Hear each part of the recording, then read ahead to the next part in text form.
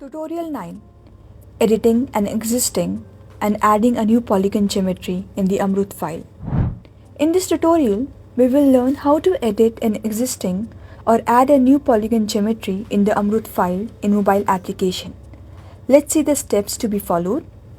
Open the Sankalan 2.0 application in your mobile phone. The home page of the application will be displayed with current location with the geofence boundary. Click on the database icon in the bottom navigation bar to access the list of all the imported surveys. Click on the desired survey to open it. The imported survey with all the desired geospatial layers will be displayed on your mobile application.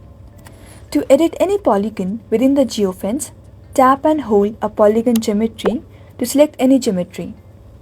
A pop-up will appear to choose between Edit Geometry or Edit Attributes. Choose Edit Geometry. The selected polygon is highlighted as blue and all the vertices of the polygon will be highlighted. To change the location of the selected point, hold and drag.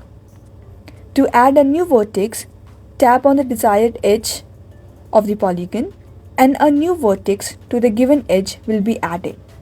If needed, undo the current operation by clicking on the undo icon in the top right menu of the home page. Click on the Save icon in the top right menu of the home page to finalize the changes. Now, to add a new polygon to the project, click on the pen icon on the top right corner of the screen.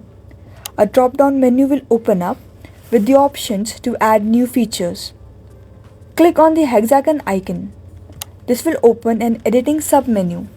Within the editing submenu, click the plus icon.